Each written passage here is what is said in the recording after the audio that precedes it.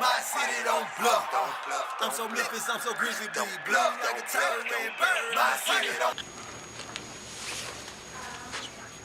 I guess one of the things that we really have to really guard against is just making sure, because this, obviously, not obviously, but UConn has won. They're 2-1 the last two games. The last two games they played us here, so I know they've, even though they're with limited personnel, they're still a very, very competitive team. They play a tough schedule, so we know how tough they are. Kevin Ollie is an outstanding coach, and they're led by their guards, obviously, and Adams and Purvis, who play outstanding, hard to guard, and they have tremendous size inside, and that's been a challenge for us all year long, rebounding against a much taller team. So those are things we need to concentrate on, and just containing their guards. Well, we're coming off a good win, but it's been a long time since we played. I expect our guys to be ready to play, but we've tried to simulate some game-like situations in practice like we do every day, but it's just not the same when you're out there. It seemed like we played a bunch of games, and then all of a sudden we didn't play but a few games. Last couple of games were been spaced apart, so that's in the last 3 games. So that's where we are now.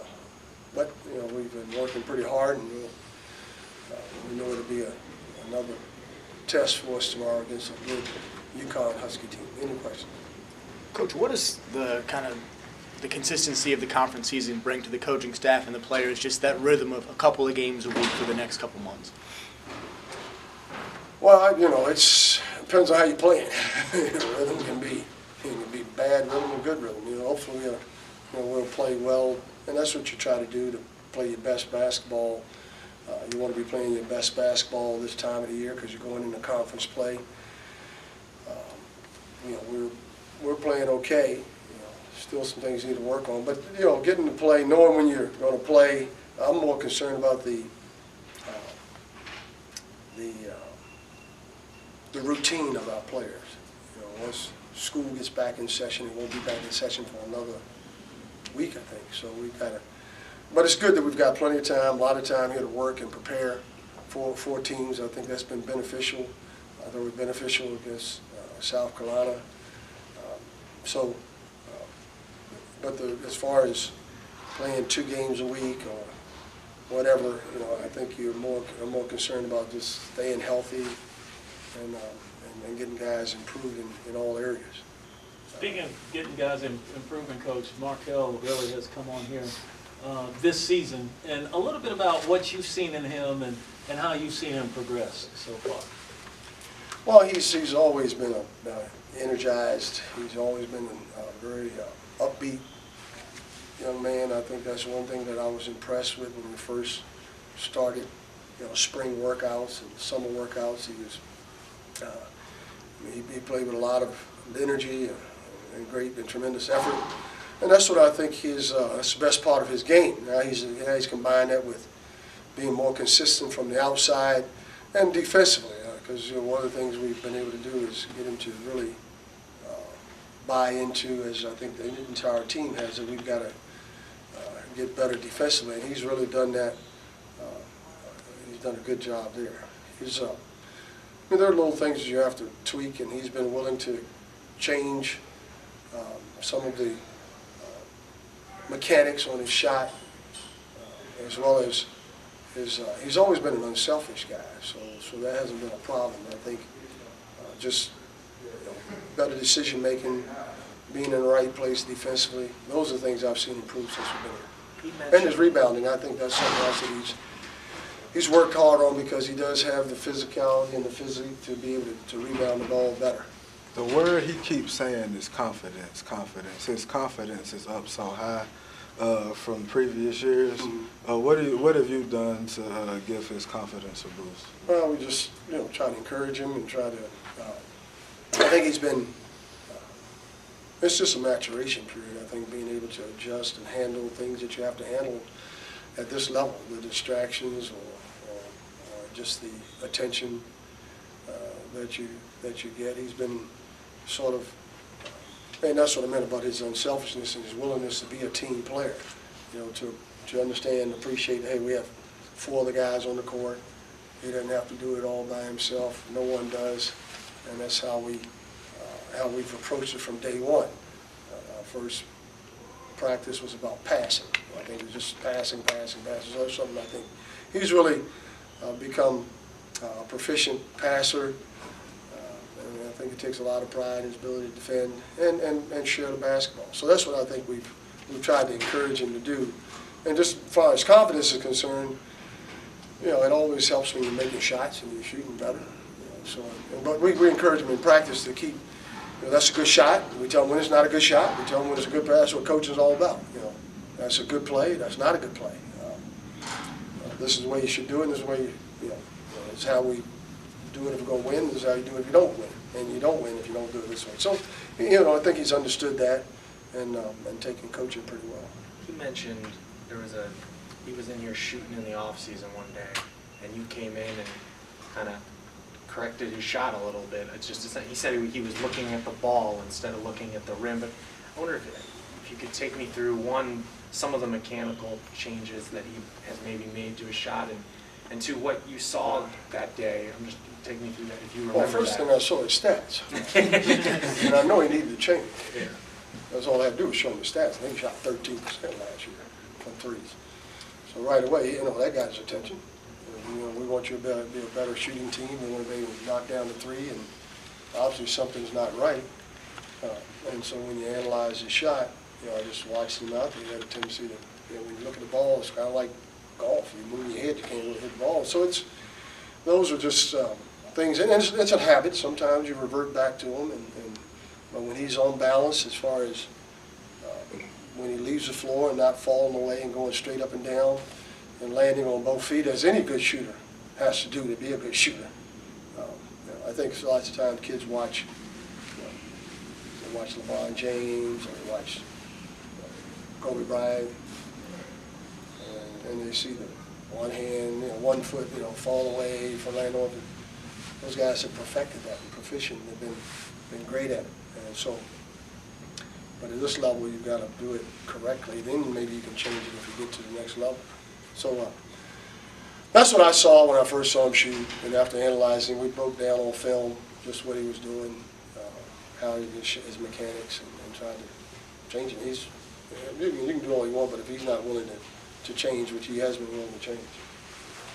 He mentioned UConn is a team that likes to get out in transition.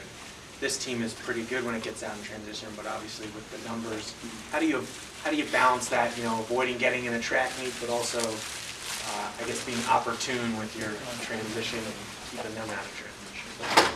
Well, it first starts with defense. You know, you can't break unless you get some stops. You know, most people, you're not going to really break against many people on after. And so you've got to, you know, it's hard to break unless you force a missed shot or a turnover. So it starts with the defensive presence and emphasizing getting deflections, getting blocks, getting steals. But also there are opportunities to push the ball up the court. And I think in Jeremiah we have a very talented point guard who can really, you know, he's got speed. You know, in the backcourt, we want him to be more poised in the front court. That's what we teach our guys. You know, speed in the backcourt, and once you get in the front court, get it under control and get us in something. So, but a guy like, especially Markel, he's probably best in the open court. You know, because he's explosive one step. You know, his first couple steps, he's probably the fastest guy on the team as far as in the sprint. So he's got to utilize that athleticism and that speed. And he does it as well as anybody. He converts quickly from defense to offense pretty well. So we really have worked on that, you know, to pitch the ball ahead when somebody's open. And that's the first thing. You got to have guys that are willing. No, I can't say that they're better pass it ahead. Simple as that. If they're not willing, they're probably not going to be playing. So, do you worry about getting in a track meet though at all, given your numbers right now? No, we're never going to be in the track meet. That's not what we do. That's not our game. Our game is taking what's given to us. If there's a turnover, we're attacking. If it's a breakdown, we get an offense, we get a rebound, and we can find the numbers, and that's what we try to teach our players to do. So we're not going to run every time. We can't. So because we're not that great a rebounding team, we're just not that good. We're just not. But we have a lot of guys that can handle the ball, and that's one thing that makes us, I think, a pretty good breaking team. That we have 5 guys that can actually put the ball on the floor. You don't find that too often. That's one thing we try to take advantage of. Deidre can put the ball on the floor and pass it ahead. KJ is a good ball handler. Markel, even Jamario can really put it on the floor. So that puts a lot of pressure on the opposing team's defense. Final thing from us, Coach, you got a lot of 40-minute wonders out there, and how do you coach for that? How do you get them ready to play?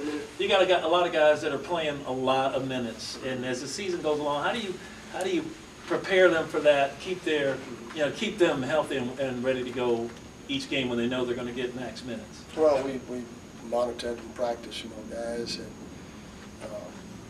there's not a whole lot of we cut back on practice. Everybody does during the course of the season. Over the course that I've coached, you might be going an hour and a half now. By the end of the season, you're going an hour. So that's not a lot of time in actual practice. You might get a lift in. So I've never been concerned about that. But then again, we've never really played guys these amount of minutes. So and with the game the way it is today, with timeouts being 2 and 3 minutes long, it really doesn't matter. I mean, I don't think it affects guys as much. And then a lot of it has to do with who you're playing against. The physicality of the game. If it's a game like South Carolina where they're very physical, overplaying, they're not similar too. They'll get out and extend their defense and make you have to work to get the ball up the court. That's when I get concerned about the minutes. So we're trying to